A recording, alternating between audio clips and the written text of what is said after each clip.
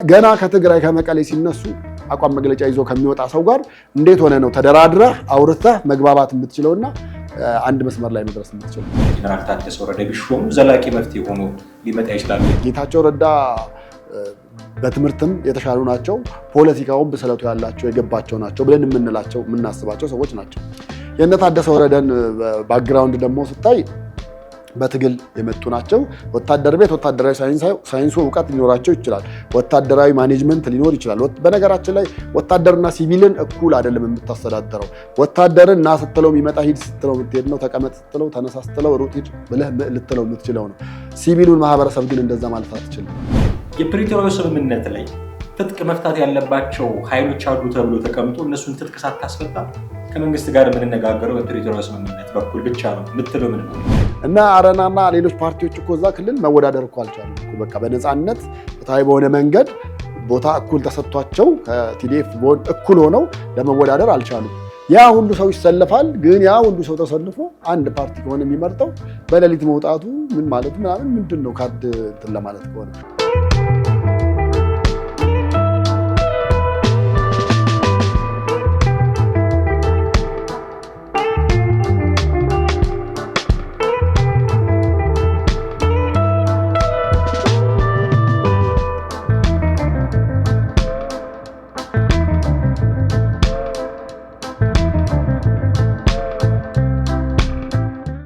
ሰላም እንዴት አላችሁ? ውድ ቤተሰቦቻችን ሐመር ሚዲያን እየተከታተላችሁ ነው። የፕሮግራማችን ወደ እናንተ ማድረስ ጀምረናል። ሰሞናዊውን የትግራይ ክልል ሁኔታ እንዳስሳለን። ቴዎድሮስ ካሳና ማደግፋን ከእናንተ ጋር ቆይታ የምናደርገው እስከ ፕሮግራማችን ፍጻሜ ድረስ አብራችሁን ትቆዩ ዘንድ ያክብሮት ግብዣችን ነው። ቴዲ እንዴት ነህ? እንዴት ነህ? አለን። የትግራይ ክልል ጉዳይ በጣም አሳሳቢ የሆነ ነው ከጊዜ ወደ ጊዜ።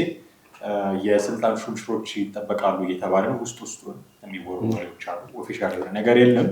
የአቶ ጌታቸው ረዳን ቦታ ጄኔራል ታደሰ ወረደ ሊይዙት ይችላሉ የሚሉ ጭምጭምታዎች አሉ። የአቶ ጌታቸው ረዳ መዳረሻ ራሱ ይህ ከሆነ አሁን የሚባለው ነገር እውነት ከሆነ መዳረሻቸው የት ነው የሚሆነው የሚሉ ጉዳዮችን እናነሳሳለን። ዛሬ ሞንጆሪኖ አንድ ዘለግ ያለ ቃለ ምልልስ ነበራት ከቀናት በፊት። እዛ ላይ ያነሳቻቸው ጉዳዮች አሉ። ከዛ ውጭ ከዚህ በፊት የነበሩት ጊዜ አስተዳደሮች እንዴት ነበሩ? ትግራይ ክልል ውስጥ አሁን ያለው ምን አይነት ሁኔታዎች ሊከሰቱ ይችላሉ? አሁናዊ ሁኔታው ትግራይ ክልል ውስጥ ያለው የህዝቡ ደግሞ ሁኔታ እንዴት ያለ ነው የሚሉት ጉዳዮች ነው በዛሬው የሐመር ወቅታዊ ፕሮግራማችን ላይ የምንዳስሰው። ከጄኔራል ታደሰ ወረደ ጭምጭምታ እንጀምር። ጠቅላይ ሚኒስትሩ እንግዲህ የራሳቸው ሴ ያላቸው አይደለ? የጊዜ አስተዳደሩን ማን ይምራው የሚለው ላይ እሳቸው ካልፈቀዱ የሚሆን ነገር አይደለም። በሌላ መካከል ህወሓት ሊያቀርብ ይችላል ከሌ ሆነልኝ ብሎ የአቶ ጌታቸው ረዳ ምርጫ እኮ እንደዛ ነበር። ሌላ ሰው ነበር የፈለገው ህወሓት። እሳቸው ስላልፈለጉ ነው አቶ ጌታቸው ረዳ የሆኑት። አሁንም ጄኔራል ታደሰ ወረደ ይሁኑልኝ የሚል ኦፈር እንዳቀረበ ነው የሚሰማው ህወሓት። ጠቅላይ ሚኒስትሩ ወስነዋል አልወሰኑም የምናውቀው ኦፊሻል የሆነ ነገር የምናውቀው ነገር የለም። ግን የመሆን እድላቸው ሰፊ ሆነ አይመስልም? እሳቸው ጊዜያዊ አስተዳደሩን የመምራት እድላቸው አሁን ባለ ሁኔታ ወደ ጀነራል ታደሰ ወረደ የሚያደሉ ብዙ ነገሮች አሉ። ጭምጭምታ ደረጃ ሳይሆን በመረጃ ደረጃ እየወጡ ያሉም አሉ። ምናልባት እውነታው የሚረጋገጠው ያው አንደኛ የትግራይ አስተዳደር ኦፊሻሊ እሳቸውን ከዚህ በኋላ እንዲመሩኝ ሾሜያቸዋለሁ ብሎ ሲል አንደኛ ነው የሚሆነው። ሁለተኛ ደግሞ ያው ተጠባቂው ፌዴራል መንግስት ሲያጸድቀው ነው የሚሆነው። በዚህ ሁኔታ ላይ እያሉ ግን አሁንም ወደ ትግራይ አካባቢ የሚሰሙ በተለይ በአመራሮቹ አሁን እና ጌታቸው ረዳን አባረው ስልጣን የያዙት ማህተሙን ነጥቀው ያሉት ኃይሎች የሚናገሯቸው ንግግሮች አንዳንዶቹ ራሳቸውን እንደሌላ ሀገር እያዩ ነው ወይ ብለህ እስክትል ድረስ የሚያስኬድ ንግግር ነው የሚናገሩት። ለምሳሌ በቀደም ምክትሉ ይናገሩ የነበሩት ምንድን ነው? ከዚህ በኋላ ከኢትዮጵያ መንግስት ጋር ነው እና ተደጋጋሚ የሚጠቀሙት ቃላት ከኢትዮጵያ መንግስት ጋር እነኚህ ሰዎች ራሳቸውን እንደ ሶማሊያ ነው የሚያዩት፣ እንደ ኬንያ ነው እንደ ዩጋንዳ ነው ወይ የሚያዩት ብለህ እስክትል ድረስ ማለት ነው። ምክንያቱም ወደዱም ጠሉም በኢትዮጵያ ስር ናቸው። ተወደደም ተጠላም ሬፈረንደም የተባለው ነገር ወደፊት ሊመጣ ይችላል። ነገር ግን ያ እስኪመጣ ድረስ ተወደደም ተጠላም ትግራይ ክልል ነች። በክልልነት ነው የምትቀጥለው። ውሳኔ እስከሚያበቃ ድረስ ማለት ነው። እንደዛ ባለበት ሁኔታ ላይ ነው እንግዲህ እነሱ ከኢትዮጵያ መንግስት ጋር አሁን ሞንጆሪኖም ከሆነ ሚዲያ ጋር ቃለ ምልልስ ያደርጉት ነበር እና በጣም ተደጋጋሚ የሚያነሱት የነበረው ተደጋጋሚ የሚናገሩት የነበረው ከኢትዮጵያ መንግስት ጋር ነው። ከዚህ በኋላ የሚያገናኘን ከኢትዮጵያ መንግስት ጋር የፕሪቶሪያው ስምምነት ብቻ ነው ይሉ ነበር። አንዳንዴ የኤርትራ መንግስት የሚናገር ነው የሚመስለው ሁኔታውን ስትሰማውና እንግዲህ ባለው ሁኔታ አሁን ትግራይ ውስጥ ያሉት ብዙ ነገሮቹ ወደ አልተፈለገ ጫፍ እያመሩ ነው ያሉት። ይሄም ከቀዝቃዛው ጦርነት ሆት ወደ ሞቀው እየተገባ ያለበትን ሁኔታ ነው ማየት የምንችለው። ምክንያቱም ጊዜያዊ አስተዳደር ተብለው የተሾሙትን በሙሉ ማህተሞቻቸውን ነጥቀው አንዳንዶቹንም በቁጥጥር ስር አውለው ይዘው እና ጌታቸው ረዳ ደግሞ ጭራሽ ወደ መቀሌ እንዳይገቡ እንዳይረግጡ እስከ ማድረግ ኤርፖርቱንም እየተቆጣጠሩት ያሉ እንግዲህ አሁን ያለው የደብረጽዮን ቡድን ነው እና እነዚህ ነገሮች ያሉትን ነገሮች ስታያቸው መውጫ መግቢያዎቹን በሮቹን ኬላዎቹን በሙሉ ተቆጣጥረው ያሉት የነጌታቸው ረዳ ቡድን ነው እና ይሄ ነገር ወዴት እያመራ ነው ብለህ ስትል እንግዲህ ሙሉ ለሙሉ ጊዜያዊ አስተዳደሩን እንዳለ አባረው በራሳቸው ኃይል ያለው ነገር እንዲያዝ የመፈለገ አዝማሚያ ታያለህ። እንደዛ ከሆነ ደግሞ ከደብረጽዮንና ከጀነራል ታደሰ ማን ሊሾም ይችላል የሚለው በአብዛኛው እንግዲህ ወደ ታደሰ ወረደ የሚያደሉ ነገሮች ያሉ ስለሆኑ ምናልባትም ከቅርብ ጊዜም በኋላ ያው ሰውየው በሲቪል ሆኖ መልሶ ስልጣኑን ይዘው እነሱ ያስተዳድሩታል የሚል ግምት ነው ያለውም። ዛሬ በነገራችን ላይ ዛሬ ይህን አሁን እያወራን ባለንበት ሰዓት ላይ ከጠቅላይ ሚኒስትር አብይ አህመድ ጋር ውይይት አላቸው። ዶክተር ደብረጽዮን እመጣለሁ ብለዋል። ዶክተር ደብረጽዮን አልመጣም ብለዋል። ታደሰ ወረደ እመጣለሁ ብለዋል። ታደሰ ወረደ ኦልሬዲ ገብቷል የተባለው። ስለዚህ ዛሬ ከጠቅላይ ሚኒስትር አብይ አህመድ ጋር ውይይት አላቸው። በዚህ በውይይታቸው ላይ እንግዲህ ያው ብቻቸውን አይመጡም። እነ ሞንጆሪኖም ሌሎችም 4-5 ሰው አብረው ይኖራሉ ተብሎ ነው የሚታሰበው። እነኚህ ሰዎች ጠቅላላ ውይይታቸው ከጠቅላይ ሚኒስትሩ ጋር የሚሆነው ምንድነው? አንደኛ ጊዜያዊ አስተዳደርም ተባለ ቋሚ አስተዳደር የሚሾመውን እኛ እንሾማለን እናንተ ታጸድቁልናላችሁ አይነት ነገር ነው አንደኛ። ሁለተኛ ትግራይ ውስጥ ስላለው ማንኛውም ነገርና እንቅስቃሴ የፕሪቶሪያው ስምምነት በተከተለ መንገድ እንዲደረግ ነው። ሶስተኛ የበጀትና ሌሎች ነገሮችንም ጉዳይ ይቀጥል አይቀጥል የሚለው በጀቱም ያንሰናል የሚል ጥያቄ ያነሳሉ። አራተኛና አምስተኛው ደግሞ መከላከያ ባለፈው ሳምንት ገብቷል እየተባለ እየተነገረ ነበር። የኢትዮጵያ መንግስት የፌዴራል መንግስቱ የመከላከያ ኃይል ትግራይን ገብቶ እንዲቆጣጠር ያደርጋል የሚለው ነገር ነበር።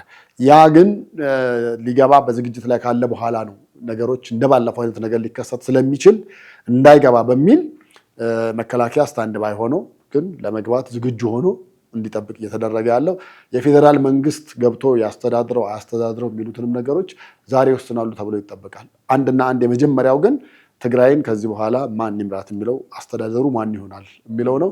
እንግዲህ ዛሬ ሰኞ ነው። ዛሬ ጠቅላይ ሚኒስትሩ ጋር በሚኖራቸው ውይይት የሚኖሩ ውሳኔዎችን በኋላ ላይ የምንሰማቸው ይኖራሉ ማለት ነው። አሁን ጀነራል ታደሰ ወረደ የጊዜያዊ አስተዳደሩን መምራት ቢጀምሩ ራሱ ቆየት ብሎ ደግሞ ከጌታቸው ረዳ ጋር የነበረው አይነት መለያየት ከነደብረጽዮን ጋር አይኖርም ወይ ብሎ መጠየቅ የሚያስፈልግ ይመስለኛል። ምክንያቱም ጊዜያዊ አስተዳደር ስትሆን የስራ ግንኙነት ከፌዴራል መንግስት ጋር ነው መሆኑ አይቀርም። ትክክል ነው። ፌዴራል መንግስቱ ደግሞ እንዲሆኑለት የሚፈልጋቸው ነገሮች ይኖራሉ። ያንን የማስፈጸም ግዴታዎች ሊገቡ ይችላሉ። ያንን ለማስፈጸም በሚያደርጓቸው እንቅስቃሴዎች ደግሞ እነ ደብረጽዮንን ሊያስከፏቸው ይችላሉ። ከዛ አሁን አምጥተው ሹሙልኝ ያሏቸውን ሰው ነገ ደግሞ አውርዱልኝ ብለው ሌላ ነገር ላለማምጣታቸው እርግጠኛ መሆን የሚቻል አይመስለኝም። እንደ አንድ ፊቱን ደብረጽዮንን እዛ ቦታ ላይ ያስቀምጠ የመጣ አካል አልበስተቀር ደብረጽዮን እዛ ቦታ ላይ እንዲቀመጥ ደግሞ ጠቅላይ ሚኒስትሩ አይፈልጉም። አይዶን ነው ለምን እንደሆነ የእሳቸውን እዛ ያንን ፖዚሽን መያዝ በፍጹም የማይፈልጉትም ጠቅላይ ሚኒስትሩ። ከዚህ በፊትም ኦፈር እኮ ተደርጓል አይደል? አቶ ጌታቸው ረዳ ቦታውን ከመያዛቸው በፊት ደብረጽዮን ነው መሆን ያለበት የሚል ኦፈር አድርገው ነበረ። ህወሓት አሁን እንዲህ አይነት ደረጃ ላይ ከመደረሱ በፊት አልፈልግም ብለው ነው ጌታቸው ረዳ እንዲሾሙ የተደረገው እና አሁንም ጀነራል ታደሰ ወረደ ቢሾሙና የጊዜያዊ አስተዳደሩ መሪ ቢሆኑ ፌዴራል መንግስቱ እንዲያስፈጽምላቸው የሚፈልጋቸው ጉዳዮች አሉ። ትግራይ ክልል ውስጥ መቼም የራሳቸውን ገቢ እያመነጩ አይደለም ያሉት። ፌዴራል መንግስቱ በሚሰጣቸው በጀት ነው። ባለፈው ማናቸው አቶ ጌታቸው ረዳ የሰጡት ሰፊ መግለጫ ብዙ ነገሮችን የገላለጠ ነውና ይነስም ይብዛም ፌደራል መንግስቱ በሚልክላቸው ገንዘብ ነው እየኖሩ ያሉት። ገንዘብ ከላከ የሚፈልገው ነገር አለ፣ እንዲሰራለት የሚፈልገው ነገር አለ፣ እንዲያስፈጽሙለት የሚፈልገው ነገር አለ ማለት ነው መንግስት። ያንን ለማስፈጸም ደግሞ የመጀመሪያው ተጠያቂ ሰው የሚሆኑት ጊዜያዊ አስተዳደሩን የሚመሩት ሰው ናቸው እና ጄኔራል ታደሰ ወረደ አንደኛ አቋማቸው ምንድነው የሚለው በራሱ አሁን ሁለት ቦታ የሚረግጡ አይነት ሰው ተደርገው በብዙ ሰዎች እየተሳሉ ነው። ሰሞኑን የሚሰጥባቸው አስተያየት እንደዛ ነው። የህወሓት ወገን ናቸው፣ የጊዜያዊ አስተዳደሩ ወገን ናቸው፣ የትኛው ነው ከየትኛው ወገን ነው የተጫወቱ ያሉት የሚለው ራሱ አንደኛ እርግጠኛ ሆኖ መናገር አይቻልም። እንበልና የህወሓትን የደብረጽዮንን ፍላጎት ሊያስፈጽሙ የሚችሉ ሰው ናቸው እንኳን ተብሎ ፖዚሽኑ ላይ ቢወጡ እዛ ቢቀመጡም ግን ወዲያው ደግሞ ማስፈጸም የሚገባቸው የፌዴራል መንግስቱ ስራዎች ይኖራሉ። እሱን በማስፈጸም ሂደት ውስጥ ደግሞ ቀጥተኛ መጋፈጥ ውስጥ ሊገቡ ይችላሉ ከፈትለው ጋር ከደብረጽዮን ገብረ ሚካኤል ጋር። አሁን ዘላቂ መፍትሄ ይሆናል ወይ ራሱ አሁን ጄኔራል ታደሰ ወረደ ቢሾሙ ዘላቂ መፍትሄ ሆኖ ሊመጣ ይችላል ወይ ብሎ መጠበቁ ራሱ ዋህነት አይመስልም? ከደብረጽዮን እንነሳ። ከደብረጽዮን ሐሳብ አሁን ደብረጽዮንን ለምንድን ነው በትግራይ ክልል ፌደራል መንግስት እንዲሾሙ የማይፈልገው ብለህ ስትል አንድና አንድ ዋናው ነገር ፌሮ ብረት በለው በቃ ፌሮ ብረት በጣም የጠነከረ ምን ያለ ነው። እሱን እንግዲህ በእሳት አግለህ ካልሆነ በስተቀር በምንም አይነት ነገር እንዲታዘዝ ምን እንዲልህ ማድረግ አትችልም። በነገራችን ላይ እነ ደብረጽዮን አሁን ከጦርነቱ ወዲህ ብቻ አይደለም ከጦርነቱ በፊት በነበረው እሳቸው ይመሩበት በነበረው ጊዜ በሙሉ ዶክተር አብይ ወደ ስልጣን ከመጡበትና ዶክተር ደብረጽዮን ለተሳትፎ በመጡበት ቦታ ሁሉ በሁሉም ስብሰባዎች ላይ ሐሳብ አስተያየት ሲነሳ እነ ደብረጽዮን የመጀመሪያው ደብረጽዮን ሙሉ አቋማቸውን ነበር ይዘው የሚመጡት። ከዚህ አቋም ዝንፍ አንልም የሚል በወረቀት ጽፈው ይዘው ይመጣሉ። ያው ዞሮ ውይይት ስብሰባ ሲኖር የሚነገር ነገር አለ። በምን ዙሪያ ነው የምትወያዩት? በዚህ ጉዳይ ትባል። በዚህ ጉዳይ ያሏቸውን የራሳቸው ከሚሏቸው ሰዎች ጋር ተወያይተው የአቋም መግለጫ ይዘው ጽፈው መጥተው ከዛ በኋላ ነው ስብሰባ ላይ የሚሳተፉት የነበረው። ይሄ ደግሞ ሐሳብን ለማንሸራሸር አይመችም። አንተ የአቋም መግለጫ ይዘህ ከመጣ እዚህ ጋር በምንድን ነው ልንደራደር ወይ ደግሞ ልንወያይ የምንችለውና ይሄንን አንተ ተወው ይሄን እኔ ልቀበለው የሚለውን ነገር እንዴት ማንሳት እንችላለን? ሙሉ የአቋም መግለጫ ይዘው መጥተው ጠቅላይ ሚኒስትሩ ሐሳብ ካነሱና በዚህ ጉዳይ እንዲሆናል እንዲወስነናል ሲል ተቃውሞ አለ። የኛ ሐሳብም አቋምም እሱ አይደለም እና ምንድነው ሐሳባችሁ? ሐሳብና አቋሜን ከዚህ ቀጥሎ ላንብብ ብለው ወረቀት አውጥተው ነው የሚያነቡት። ገና ከትግራይ ከመቀሌ ሲነሱ አቋም መግለጫ ይዞ ከሚወጣ ሰው ጋር እንዴት ሆነ ነው ተደራድረህ አውርተህ መግባባት የምትችለውና አንድ መስመር ላይ መድረስ የምትችለው? በጣም አስቸጋሪ ነው የሚሆነው። ስለዚህ ደብረጽዮን በምንም ተአምር መሆን ይችላሉ ብሎ ማለት ከባድ ነው የሚሆነው። ያ እስካሁን በተጓዙበትም ጉዞ እኮ የትግራይ ሕዝብ የተጎዳውን ጉዳት ሁሉም ያየዋል ያውቀዋል አይደል እንዴ? በእነሱ የፌሮ ብረት አይነት አቋም ይዘው በመምጣታቸው ፍሌክሲብል ባለመሆናቸውና ይሄኛው ለኛ ይጠቅማል ይሄ ለህዝቡ ይጠቅማል ለህዝቡ ስንል ይሄኛውን ነገር እንተው ብለው ባለማለታቸው የተነሳ የመጡ ነገሮች ናቸው ካሁን በፊት የነበሩት። በእነሱ የስልጣን ዘመን ጨምሮ እስካሁን ባለው እንግዲህ 3 ጊዜ ጦርነት ውስጥ ገብተዋል። አሁን የሚገባው 4ኛው ሊሆን ይችላል እየተንደረደሩ ያሉበት ሁኔታ ማለት ነው። ስለዚህ ዶክተር ደብረጽዮንን እዛ ቦታ ላይ ማስቀመጥ ማለት ወይ ደግሞ በትግራይ አስተዳደር ሁኔታ ይቀመጥ ማለት አንደኛ አገሪቱን ክልሏን ሙሉ ለሙሉ እንደ አንድ ሀገር አድርገው የተገነጠለች የወጣች አድርገው የሚያስቡ ናቸው። በዛ ሐሳቤ ነው የሚንቀሳቀሱት እና ፌዴራል መንግስቱ ግን በጀት የመበጀት ግዴታ እንዳለበት ልክ አንድ ልጅ አንተ 18 ዓመት ካልሞላው የግድ መስጠት ተቆራጭ ማድረግ ግዴታ አይደለ? እንደዛ ፌዴራል መንግስት ተቆራጭ የማድረግ ግዴታ እንዳለበት አድርገው ነው የሚያስቡት። ነገር ግን ፌዴራል መንግስት የሚያዛቸውን ደግሞ መፈጸም የማይፈልጉ ወይ ደግሞ በራሳቸው አካሄድና መስመር መጓዝ ብቻ የሚፈልጉ ናቸው። ሞንጆሪኖ የተናገሩትን ብትሰማ እኮ የህወሓትን ሙሉ አቋም ነው ያንጸባረቁት። ወይም የነ ደብረጽዮንን በውይይታቸው ምንድን ነው ያሉት? እሳቸው ህወሓት ማለት እኮ እድር ወይ ደግሞ የቀበሌ ስብስብ ወይ ዕቁብ አይደለም። ዝም ብሎ ምርጫ ቦርድ ካርድ ስለከለከለው ምን ስላለው የሚበተን ፓርቲ አይደለም። በቃ ፎርኤቨር የሚቀጥል የሚዘልቅ ነው። ትግራይ እስካለች ድረስ ህወሓት የሚቀጥል ድርጅት ነው ብለው በግልጽ የተናገሩ ናቸው። ይሄ ከደብረጽዮን ሐሳብ ይለያል? አይለይም። አንድና አንድ ናቸው። ስለዚህ በዛ መንገድ የሚሄዱ ስለሆኑ ለትግራይም መሆን የማይችሉ ናቸው። ፕሬዚዳንት አድርገህ ደግሞ አመተህም እዚህ ተግባብተው ተስማምተው ሄደው ጉዳዩን ለመፈጸም ዝግጁ የሆኑ ወይ ደግሞ አብሮ ለመኖር ዝግጁነታቸውን የማታይባቸው ናቸው። ወደ እነ ጌታቸው ረዳ ስንመጣ ጌታቸው ረዳ እኮ በቀደም በመግለጫቸው የተናገሩት አንድ ነገር ነበር። ምንድነው? በጣም ደጋግሞ ሁሌ እዛ በሄድኩኝ ቁጥር የሚፈለገው ሁሌ ፌዴራል መንግስትን እንደወቅስ እንደከስ እንዲያድርጎናል እያልኩ ሁሌ ስለ ማዕከላዊ መንግስት መጥፎነት እንዳወራ ነው የሚፈልገው። ያን ከተቻለ የቻልኩትን ያህል ተናግሬ ያለውኝ። በአንድ በኩል ደግሞ መመስገን ያለበትም ነገር አለ። መመስገን ያለበትን ነገር እንኳን አመስግነህ መናገር አትችልም እኮ ነው። ማመስገን ያለበት ፌዴራል መንግስት ይሄን ነገር አድርጓል፣ በዚህ እንኳን ጥሩ አድርጎልናል ልናመሰግነው ይገባል ስል አይደለም።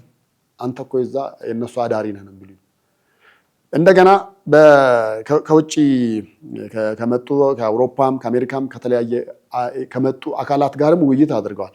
በዛን ወቅትም ራሱ የሚፈልጉት እነሱ ሁሌ ፌዴራል መንግስትን እንደወቅስላቸውና እንድከስላቸው ነው። ከሰዎቹ ጋር ምንድነው ያወራው? ከነጮቹ ጋር ምንድነው ያወራው ነው እኮ የሚሉኝ። አይ ስለ ትግራይ ቀጣይነት እና ስለ ትግራይ ቀጣይነት ብቻ አይደለም፣ ወይ ደግሞ ትግራይ ማግኘት ስላለባት ነገር ብቻ አይደለም።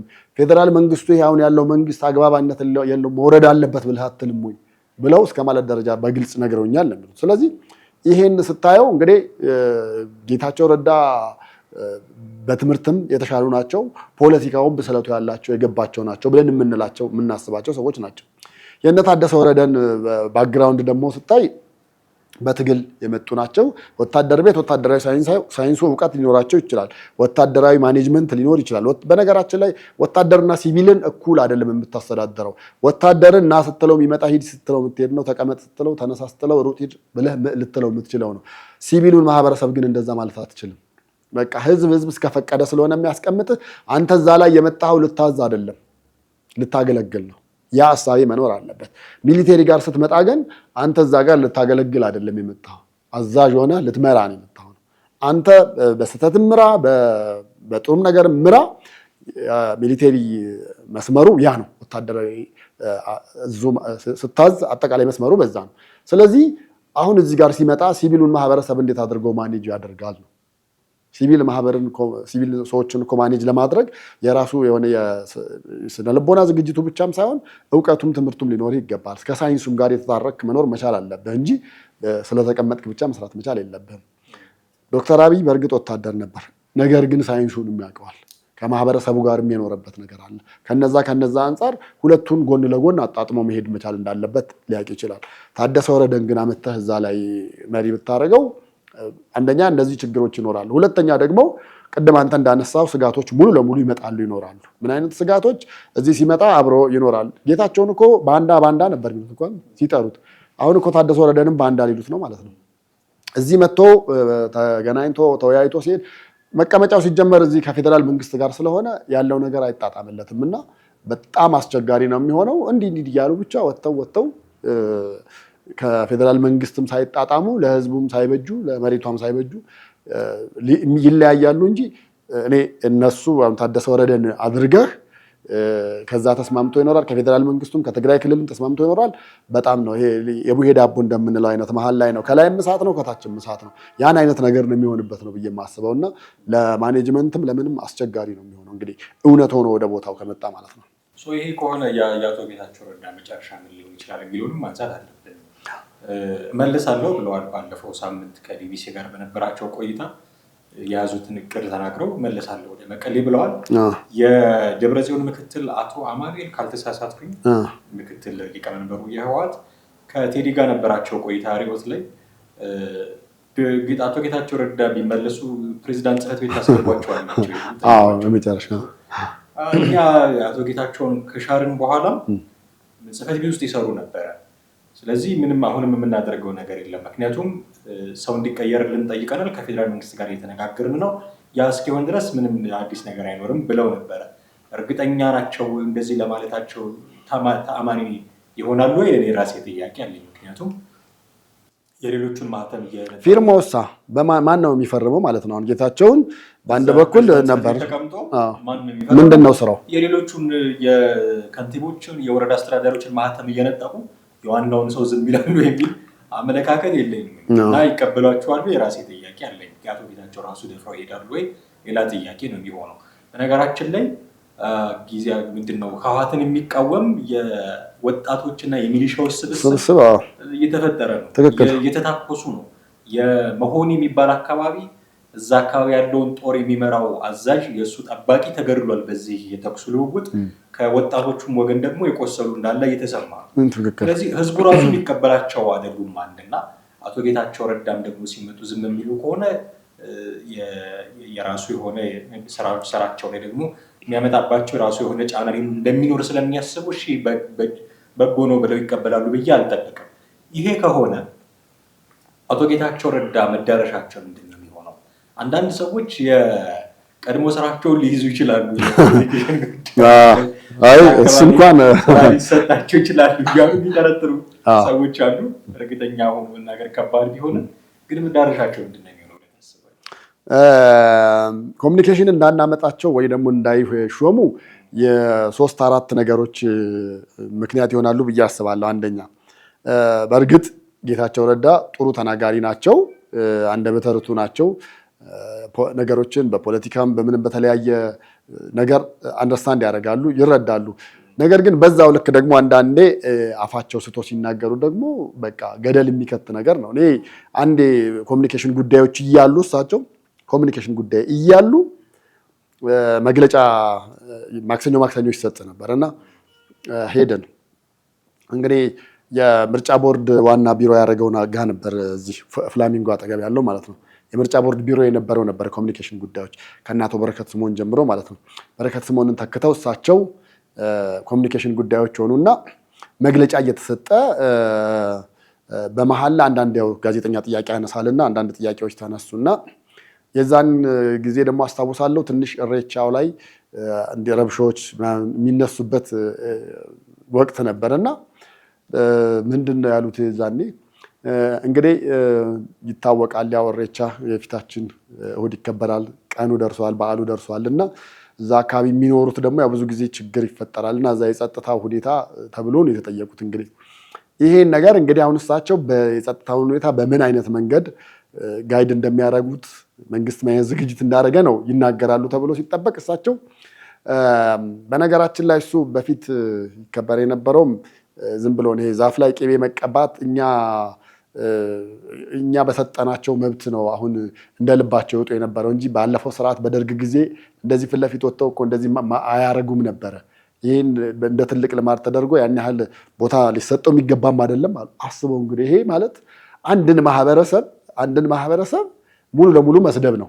ለኔ ሙሉ ለሙሉ መስደብ ነው። ምክንያቱም ያ ሰው በድንጋይ የሚያምልክ በውሃም የሚያምልክ በጨረቃም በፀሐይም በፈለገው ያምልክ፣ ለዛ ሰው ለዛ ማህበረሰብ ክብር ያለው ቦታ ትሰጣለህ፣ ክብር ያለው አነጋገር ልትናገርለት ይገባል እንጂ በዚህ የወረደ ቃላትን ተጠቅመህ አጉል ልማድ እንደሆነ አጉል ንግግር እንደሆነ እንደዚህም ደግሞ ከሃይማኖት ጋር የማይገናኝና እጅግ በጣም እኛ መብት ስለሰጠናቸው ነው ያመለኩት አይነት ነገርም ብለህ ራስን ባለመብት ማድረግ ብቻ እና አንዳንዴ እላፊ ይናገራሉ።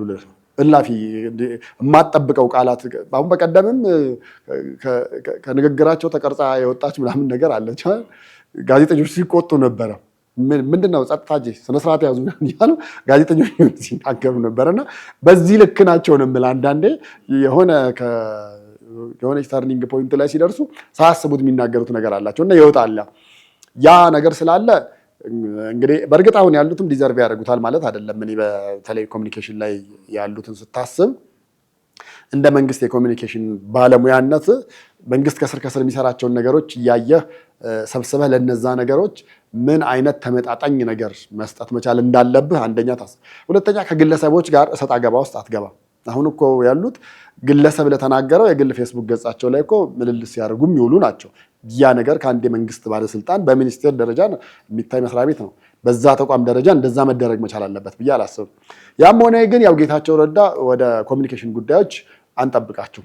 ሜይ ቢ ሊሆን የሚችሉት ካሉት የሚኒስቴር መስሪያ ቤቶች በባለስልጣን ደረጃ ወይ ደግሞ በሚኒስቴር በዲኤታ ደረጃ ይሆናል። ቀጣይ ግን እርምጃቸው ቀጣይ ጉዟቸው ምን ይሆናል? በአምባሳደር ቦታ እንጠብቃቸዋለን። በአምባሳደር ቦታ ምክንያቱም አሁን ያላቸውን ባክግራውንድ ሳይሆን የምታየው በጦርነት ወቅት የነበራቸውን ሁኔታ ተመልከት። ከነጮቹ ጋር እንዴት ተግባብተው እንዴት አውርተው ነጮቹን እንዴት ማሳመን ችለው በኢትዮጵያ ላይ የተለያየ አመፅም ቢነሳ ማዕቀብም እንዲደረግ የእሳቸው ከነጮቹ ጋር የነበረው ኮሚኒኬሽን በጣም ትልቅ ስፍራ የሚሰጠው ነው። እንዲህ በቀላሉ የምንተወው ነገር አይደለም እና በዛ ደረጃ እኔ በአምባሳደር ደረጃ ነው ከዚህ በኋላ ጌታቸው ረዳን የምንጠብቃቸው ብዬ ነው የማስበው። ቅድም ደጋግመህ የሞንጆሪኖን ስም ስታነሳ ነበረ እና አንድ ቆይታ ነበራቸው። ካሁን በኋላ ከፌዴራል መንግስቱ ጋር የሚያገናኘን የፕሪቶሪያው ስምምነት ነው፣ በዛ ብቻ ልናግድ ልገናኝ የምንችለው ይላሉ። ኦፍኮርስ ለስልጣን ነው የምንታገለውም ደግሞ የሚል ንግግር ይናገሩ ነበር። ስለሱ ትነግረኛለህ። የኔ ጥያቄ ግን ምንድን ነው የፕሪቶሪያው ስምምነት ከሆነ ከፌዴራል መንግስቱ ጋር የሚያገናኛቸው እነሱ ያልፈጸሙት የፕሪቶሪያው ስምምነት አካል የለም ወይ የሚል ጥያቄ ማንሳት ያስፈልጋል። ምክንያቱም ባለፈው አቶ ጌታቸው ረዳ የሰጡት መግለጫ ደጋግሜ የማነሳው ብዙ ነገሮችን የገላለጠ ነው ብዬ ስለማስብ ነው። አሁንም ድረስ የታጠቀ እና በጣም ቁጥሩ ብዙ የሆነ ሰራዊት አለ ትግራይ ውስጥ፣ ቲዲኤፍ እያሉ የሚጠሩት ማለት ነው። እሳቸው እንደውም 2 ሰራዊት ሊኖር አይችልም እያሉ ሲገልጹ የነበር ሰው ፓራሌል የሆነ ማለት ነው፣ ከመከላከያ ጋር ፓራሌል የሆነ ኃይል አለ ማለት ነው። ይሄ ኃይል በአንድ ወር ውስጥ ትጥቅ እንዲፈታ እንጠብቅ ነበረ። ብዙዎቻችን ሞኝነት ነው ብዬ አስባለሁ። በዛ ጊዜ ውስጥ የተነገረ እሱ ስለነበረ ነው። በእርግጥ ግን በአንድ ወር ውስጥ ትጥቅ ፈቶ ኖርማል የከተማ ፖሊስ ብቻ ነው ትግራይ ክልል ውስጥ ሊኖር የሚችለው የሚል ነገር ስንናገር ነበር። አሁን ይሄ ልዩ ኃይል የነበረው ነው። እንደምታስታውሱ የሌሎች ክልሎችን ልዩ ኃይል አፍርሰህ ያኛው ልዩ ኃይል ወደ ዲፌንስ ፎርስነት ወደ ቲዲኤፍነት አድጎ ነው ቁጭ ያለው። እሱ ነው አሁን አቶ ጌታቸው ረዳን ከመቀሌ ያባረረው። ሌሎች አካባቢ ማህተም የሚነጥቀው እኮ እሱ ነው። የፕሪቶሪያው ስምምነት ላይ ትጥቅ መፍታት ያለባቸው ኃይሎች አሉ ተብሎ ተቀምጦ እነሱን ትጥቅ ሳታስፈታ ከመንግስት ጋር የምንነጋገረው በፕሪቶሪያው ስምምነት በኩል ብቻ ነው የምትለው ምን ማለት ነው? ሞንጆሪኖ ከነዚህ ካነሷቸው ነገሮች ሀሳቦቹ አንደኛው አሁን አንተ ያነሳው የቲዲኤፍ ኃይል ትጥቅ መፍታት የሚለውን ነገር እነሱ የፈለጉት ምንድነው? በአጠቃላይ ህወሓት እንደመያዣ ነው ያደረገው። እንደመያዣ ከመንግስት የምንፈልገውን ነገር ለማግኘት ወይ ደግሞ የምንፈልገውን ነገር የምናጣ ከሆነ እዚህ ጋር ያለውን ኃይል አንበትንም ይዘን እንቀጥላለን ነው። ነገ ጠዋት ምን እንደሚፈጠር አይታወቅም። በመንግስትም በፌዴራል መንግስትም ኃይል አንተማመንም፣ ጭራሽ ሊወረን ይችላል የሚል ፍራቻና ስጋትም ስላለ ማለት ነው። ስለዚህ የፕሪቶሪያውን ስምምነት ቲዲኤፍን ትጥቅ አለማስፈታት ነገር የያዙት እነሱ መንግስት ይሄን ካልፈጸመልን ብለው እንደ መያዣ አይነት ነገር ነው ያደረጉት። እንደ መያዣ ነው ያደረጉት። በነገራችን ላይ ይሄ አሁን ከፌዴራል መንግስት ጋር የሚያገናኘን የፕሪቶሪያው ስምምነት ናት የምትለዋ ነገር እንግዲህ አሁን ህወሓት ራሱን ከፓርቲም በላይ እንደ መንግስት እያየ እንደሆነ የሚያሳዩ ነገሮች ናቸው። ምክንያቱም በህገ መንግስቱም በየትኛውም ኢትዮጵያ ውስጥ ባሉ ህግጋት ስታይ ማንኛውም ፓርቲ የራሱ ታጣቂ ኃይል እንዲኖረው አይፈቅድም። የራሱ ታጣቂ ኃይል ካለውማ እንግዲህ ያሸነፈ አገር ይምራ ወደሚለው ነገር ሊመጣ ነው ማለት ነው። ይሄ በካርድ ምርጫ እየተባለ የምንሰጠው ነገር ሸዋሸዋ ወይም ደግሞ ተራ ጨዋታ ሊሆን ነው ማለት ነው። ስለዚህ ማንኛውም ፓርቲ ሊኖረው አይገባም ነው፣ ታጣቂ ኃይል ሊኖረው አይገባም ነው። አሁን ህወሓት ጋር ግን ስናይ ታጣቂ ኃይል አለው፣ የራሱን የሆነ የያዘው አለ። ይሄ የያዘው ብቻ ሳይሆን እነ ሞንጆሪኖ እንደተናገሩትም የምንታገለው ለጽድቅ አይደለም ወይ ደግሞ ለነፍሳችን አይደለም ነው፣ ለስጋችን ነው፣ ለስልጣን ነው ብለው ፊት ለፊት ተናግረዋል። ለስልጣን ነው። ህወሓትንም ደግሞ እንግዲህ እንደ ተራ እድርና ዕቁብ በምርጫ ቦርድ ወይ ደግሞ በአንድ ካርድ ከልክለህ የምታፈርሰው ፓርቲ አይደለም የሚል ነገር እሳቤ አድርገዋልና ስታይ ነገሮቹን ከምን ጋር ነው ያያያዙት? ትግራይ ራሱን የቻለ የህወሓት የግል ኃይል ወይ ደግሞ የግል ንብረት ሆኖ ትግራይ ሙሉ ለሙሉ የህወሓት የግል ንብረት ሆኖ እንዲቀጥል ነው ሀሳብን ፍላጎትም። ከእናንተ የምንፈልገው በጀቱን ብቻ ነው። ከዛ ውጭ ሌላውን ነገር ግን በራሳችን ምክንያቱም እያወሩ ያሉትም ከኢትዮጵያ መንግስት ጋር የሚል ነገር ስለሆነ ይሄ ወደ ራሳቸው የመገቡትን ነገር ታያለ። የእነዚህ ነገሮች ግን ክረት ነገሮችን ወደ ምን አመጣው? ሰሞኑን ለምሳሌ ትግራይ ውስጥ እየተከናወኑ ያሉትን ነገሮች ብናነሳ በባንክ ሄደ ከ5,000 ብር በላይ ማውጣት አትችልም፣ በየትኛውም ባንክ ማለት ነው። በዚህ የተነሳ ከመሀል አዲስ አበባ ወደ ትግራይ የሚሄደው ብር በየሳምንቱ ይሄዳል፣ ይመላለሳል። ሰውም ባንክ ከማስቀመጥ ይልቅ በጥሬ መያዙን ነው ትንሽ እንደ ዋስትና እያየው ያለው። ስለዚህ እየወሰደ ነው። አብዛኛው ህዝብ እየተሰደደ ነው። ወደ መሀል አዲስ አበባና ወደ ሌሎች ክልሎች እየተሰደደ ነው። በዚህ መሀል ዞሮ ዞሮ በትራንስፖርት ስለሆነ አሁን በኢትዮጵያ አየር መንገድም ገብተህ ቼክ ብታደርግ ከመቀሌ ወደ አዲስ አበባ የሚደረጉ በረራዎች በ10 ቀን ጋፕ ውስጥ አታገኝም። ሙሉ ተይዟል።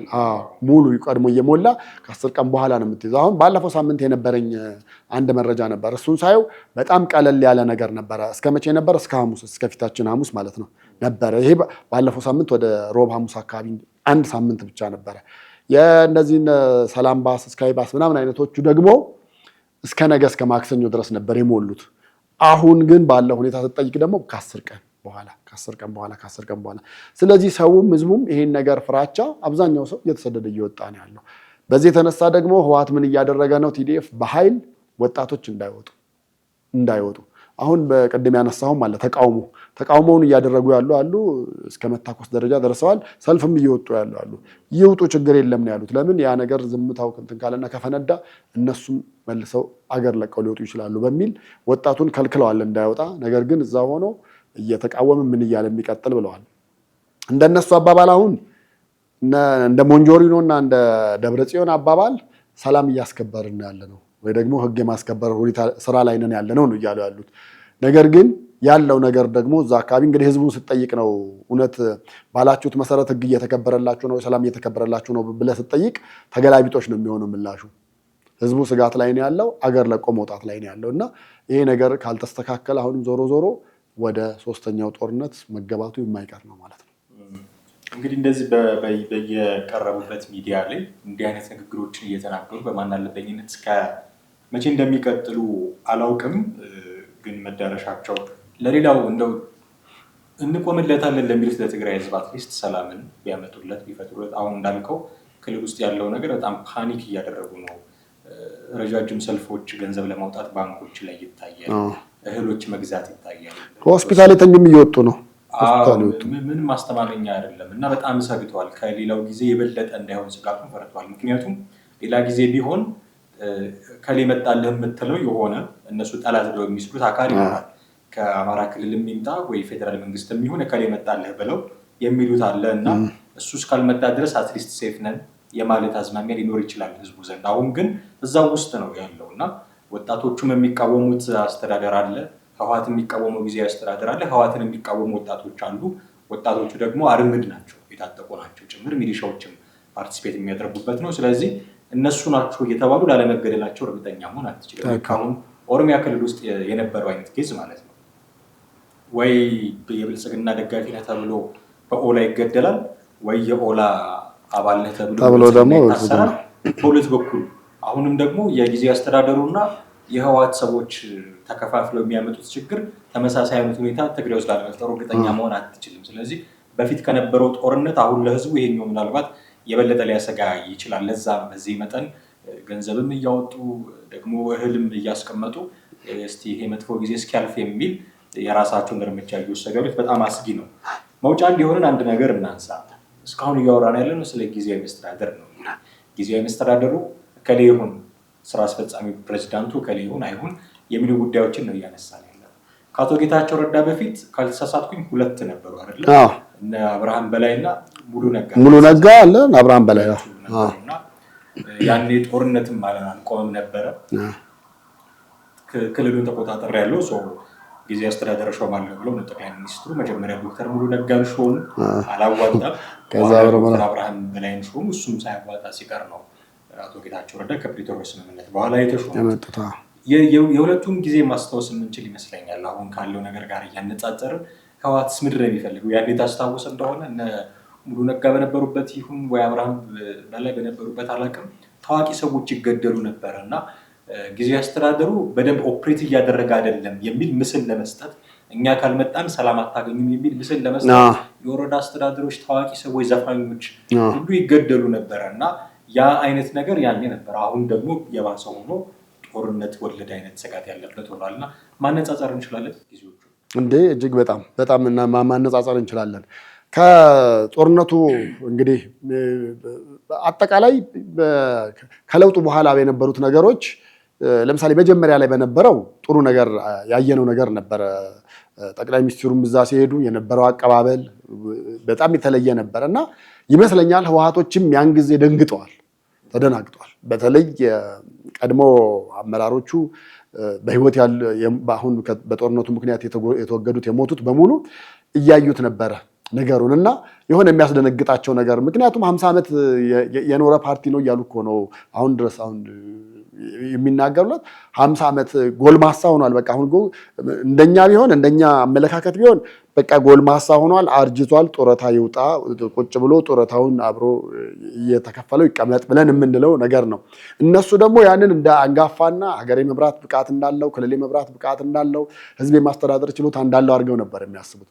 የዛኔ የዶክተር አብይ መሄድ በኋላ ግን መደናገጥን ፈጥሯል። ከዛ በኋላ የህዝቡን ስነ ልቦና ለመለወጥ የተለያየ ነገር ተጀመረ። የተለያዩ ነገሮች ተጀመሩ እንጂ መጀመሪያ እኮ ዶክተር አብይ ሲሄድ የነበረው አቀባበል ህዝቡ የነበረው አብይ እያለ አደባባይ ላይ ወጥቶ የነበረው ሁሉ ነገር በጣም ከሚጠበቀው በላይ ነበር። በኋላ ግን ነገሮች መልካቸውን እየቀየሩ መጡ። ከዛ በኋላ ነው እንግዲህ ስውር የሆኑ ሴራዎች ከአዲስ አበባ እስከ መቀሌ ድረስ የተዘረጉት። ከአዲስ አበባ እስከ መቀሌ ድረስ የተዘረጉት እንግዲህ ያን ጊዜ አይ ቲንክ የደህንነት ሰዎቹም ሙሉ ለሙሉ ከተማዋንም ለቀው ምን ብለውም አልወጡም ነበር እንዳሉ ነበሩ። ነገር ግን የነሱ እጅ ደግሞ ሌሎች ነገሮችንም እርምጃ እንዲወሰዱ ምክንያት እየሆነ መጣ። እንዳልከው የታዋቂ ሰዎች የታላላቅ ሰዎች መሞት የሆነ ቦታ ጭራሽ አገሪቱን ሙሉ ለሙሉ ብጥብጥ ውስጥ ሊያስገባ የሚችል ነገር ለምሳሌ ሩቅ ሳንሄድ እዚሁ ቡራዩ ኦሮሞቹ የወላይታ ተወላጆቹን ውጡልን አሉ ምናምን በሚል እንደዚህ ሰዎችን እርስ በርስ ሌላም ክልል እንደዚህ ከክልል ይወጣል የሚል በጣም ይሄ ተቀብረው የነበሩና የተቀበረ ፈንጂዎች ልትላቸው የምትችላቸውን ነገሮች ነው ማነሳሳት የተጀመረው። አይተ እንደሆነ በየትኛውም ክልል በየትኛውም ቦታ ውጣልኝ የማይል ኃይል አልነበረም። ሁሉም እዚህ መሀል ሐዋሳን ብትሄድ ሲዳማ ሌላውን ውጡልኝ የሚልበት ነገር ነበር። ወደ ሶማሊያ ክልል ብትሄድ ሶማሊያ ኦሮሞች ውጡልን ብለው እንደውም የዛኔ የተፈናቀሉት አሁን ድረስ ቤት ተሰርቶላቸው ያሉ አሉ። ሁሉም ጋር አገሪቱን በዛ መንገድ ሙሉ ለመበጥበጥ ተነሳና እንቅስቃሴው ቀጠለ። ከዛ በኋላ መንግስት በተቻለ መጠን ነገሮችን እነዛን ለማርገብ ለማስተካከል ሞከረ። ከዛ በኋላ ነው ይሄ ቀንጅብ የሚለውም ነገር ቃላቱ መጣና ከቃላት ጦርነት ወደ ወታደራዊ ትዕይንት ወደ ማየት ውስጥ ገባል። ወታደራዊ ትዕይንቱ ላይ ፈረሶች ሳይቀር ቢጫና ቀዩን እያለበሱ ውሾቹን እያለበሱ እናቶችን እያስታጠቁ ሳይቀር ተነሱ። አሁን እኮ ሰው የትግራይ ጦርነት ላይ ብዙ ሰው ያላሰበው ያላዘነው ምንም ያላደረገው እንደዚህ አድርጓቸው ነበረ የሚለውንም ያንን ምስል እኮ አምጥቶ እያየ ነው መልሶ እንጂ አንድ ነህ እኮ አንድ ነው። ግን እነዛ ነገሮች ናቸው እንግዲህ እያደጉ የመጡት። ከዛ በኋላ እንግዲህ የተሾሙት ዶክተር ሙሉ ነጋ ነበሩ። ዶክተር ሙሉ ነጋ በነበሩበት ጊዜ እውነቱን ለመናገር ነገሮችን ለማስተካከል ስሙዝሊ ለማስኬድ ግን ፌዴራል መንግስት ስለሾማቸው ደስተኞች አልነበሩም። ከዛ በኋላ እኮ ዶክተር ሙሉ ነጋ እኮ ወጥተው እዚህ ትምህርት ሚኒስቴር ዴኤታ ነው ሆነው እሳቸው እንግዲህ አሁን ትምህርት ጋር ስለሆኑ ፍጹም የትግራይ ጉዳይ አያገናኛቸውም ብለን የምታስበው በሚገርም ሁኔታ ስለሳቸው በትምህርት ዙሪያ እንዲህ ብለዋል ተናግረዋል ብለህ 2 መስመር ከጻፍክ እሳቸውን የሚሰድባቸው የትግራይ ቲዲኤፍ ኃይልና ቡድን ብዛቱ ልዩ ነበረ። በቃ ከዛ በኋላ አብርሃም በላይም ተሾሙ። አብርሃም በላይንም እንደዚሁ ማስቀመጥ አልተቻለም። እንደውም በሚገርም ሁኔታ ለከተማውም ለክልሉም ለሁሉም ነገር ቦታ የነበራቸው ሰዎች በሙሉ መሞት ጀመሩ። ከተማዋ ምንም ሰላም የሌላት ሆነች በአጠቃላይ። ከዛ ሁሉ በኋላ ነው እንግዲህ ደግሞ ጦርነት ውስጥ እስከ መግባት ደረጃ የተደረሰው ማለት ነው። ከጦርነቱ በኋላ ነው ጌታቸው ረዳ የመጡትና በእነዚህ ሁሉ ሂደት ውስጥ በእነዚህ ሁሉ መንገድ ውስጥ የቲዲኤፍ ስውር እጅ ነበረበት። የቲዲኤፍ ስውር ኃይል ነበረ ማለት ትችላለህ። እና እንደው ትግራይ ምንድን ነው አንዳንዴ ጊዜ አስተዳደር አይውጣልሽ ተብላ ተረግማለች ወይስ ምንድን ነው ብለህ እስከምትል ድረስ ሌሎች ክልሎች በአንድ ርዕሰ መስተዳድር እየረጉ ባሉበት ሁኔታ ትግራይ ውስጥ ግን እንደዛ ሆኖ ነው ያለው እና እጅግ በጣም የሚያሳዝን ነው። መፍትሄ ካልተሰጠው ይሄ ነገር ምናልባትም በዚህ ሳምንት ባለፈው ሳምንት አውርተን እኮ ጥቂት ቀን ሳይቆይ ነው ነገሮች በአስቸኳይ የተለወጡት እና በዚህ ሳምንት ደግሞ ወደ ባሰለት ነገር ሊገባ ይችላል የሚል ስጋት አለኝ።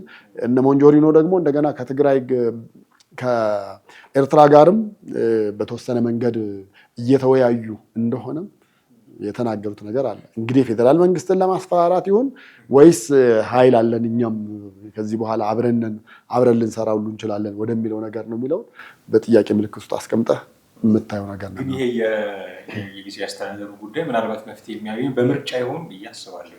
1 ዓመት ይመስለኛል አይደል? ከዚህ በኋላ ምርጫ የቀረው እስከዛ እንደው በጣም የከፋ ነገር ካልተፈጠረና ጄኔራል ታደሰም ይሁን ጌታቸው ረዳ ደብረጽዮንም ይሁን ሞንጆሪኖ አንዳቸው ተቀምጠው እንደው አገም ጠቀም በሆነ መንገድ እስከዛ የሚቀጥል ከሆነ ምርጫ የሚደረግ ከሆነ ያው ፍትሃዊ ነው አይደለም የሚለው ጉዳይ እንዳለ ሆኖ ግን አትሊስት ይሄ ጊዜ አስተዳደር የሚለው ነገር ይቀርና እንደ ሌሎች ክልሎች ሀብት የሚያደርግ ክልል ይሆናል። ከዛ በህግ በተለመደው አይነት ህግ የምትገናኝ አሁን አቶ ጌታቸው ረዳ ብቻቸውን ተነስተው ፌዴራል መንግስቱ ጣልቃ ይግባ የማይሉበት ሁኔታ ይፈጠራል ማለት ነው። በምክር ቤት ደረጃ የሚወሰን ይሆናል እንዲህ አይነት ጉዳይ። እኔ ግን እንደኔ 1 ዓመት መሆኑ ቀርቶ አሁን በዚህ ዓመት ከወር ከ3 ወር በኋላ ምርጫ ቢካሄድ ትግራይ ክልል ውስጥ በጣም ጥሩ ነው የሚል ሀሳብ ነው ያለኝ። ምክንያቱም የቲዲኤፍ ደጋፊ የሆነና ያልሆነው በዚህ ወቅት መለየት ትችላለህ። ይለያል። እንደው ምርጫውን እንኳን ቢያጭበረብሩት አትሊስት ህጋዊ ቅቡልነት አለኝ ብሎ መናፈል የሆነ አስተዳደር ማግኘት ይቻላል ማለት ነው። ያለው እስከዚህ ድረስ እኔ ነኝ ስልጣን ያለኝ የሚል የሆነ አካል ይኖራል። በቃ እዚህ እየመጣ በየጊዜው 4 ኪሎ እየመጣ ጠቅላይ ሚኒስትሩን መሪ ቀይሩልን እያልክ አታስቸግርም። እንደገና እኮ እዛ እኮ ያ ሁሉ ህዝብ ለምንድን ነው የተሰለፈው ትላለህ? አንድ ፓርቲ ብቻ ለመምረጥ ከሆነ እና አረናና ሌሎች ፓርቲዎች እኮ እዛ ክልል መወዳደር እኮ አልቻሉም እኮ በቃ በነፃነት ፍትሃዊ በሆነ መንገድ ቦታ እኩል ተሰጥቷቸው ከቲዲኤፍ ጎን እኩል ሆነው ለመወዳደር አልቻሉም። ያ ሁሉ ሰው ይሰለፋል። ግን ያ ሁሉ ሰው ተሰልፎ አንድ ፓርቲ ከሆነ የሚመርጠው በሌሊት መውጣቱ ምን ማለት ምንድን ነው? ካርድ እንትን ለማለት ከሆነ 50 ሰው ከመረጠው በቃ ሌላው ባይመርጠው በቂ ነው ተብለ ተቀብለው ትሄዳለህ። ቅቡልነት ነው። አሁን ግን ያለው ነገር ይኸውልህ ቲዲኤፍንም የሚቃወም ኃይል እዛ ስላለ ይህን በዛ መንገድ መመዘን እንችላለን ብዬ አስባለሁ። ምርጫ ቢካሄድ መመዘን ይቻላል ብዬ አስባለሁ። አለዛ 1 ዓመት ካደረክ እነሱ በ1 ዓመት ውስጥ በጣም ትልቅ ነገር ይሰራ ይችላል ቲዲኤፍ። ከዚህ በኋላ ብዙ ነገር ሊያበላሹ ይችላሉ። አቅጣጫ ሊያስቀይሩ ይችላሉ። የባቡሩን ሀዲድ መስመር ሊያስቀይሩ ይችላሉ። እና 1 ዓመት በጣም ትልቅ ሰፊ ነው ብዬ ነው የማስበው። በጣም አሪፍ ቴዲ፣ በርካታ ነገሮችን አነሳን። የትግራይ ክልልን ወቅታዊ ጉዳዮች አስመልክተን ተመልካቾቻችንም ሰፊ ቁም ነገር እንዳገኙበት ተስፋ አደርጋለሁ። በጣም ነው የማመሰግነው። ውድ ተመልካቾቻችን እናንተም ከኛ ጋር ነበራችሁ ቆይታ እጅግ አድርገን እናመሰግናለን። ቴዎድሮስ ካሳና ማደገፋ ከእናንተ ጋር ቆይታ አደረግን። በሚቀጥለው ጊዜ በሌላ ርዕሰ ጉዳይ እንዲሁ ደግመን የምናገኛችሁ ነው የሚሆነው። ሀሳብ አስተያየቶች እንደሚኖራችሁ እርግጠኞች ነን። ጻፉልን፣ ደውሉልን፣ ለፕሮግራማችን ግብዓት ይሆነናል። እሱን ማድረጋችሁን አትዘንጉ። በሚቀጥለው ፕሮግራም በሌላ ርዕሰ ጉዳይ መልሰን እናገኛችኋለን። እስከዚያው ጤና ይስጥልን።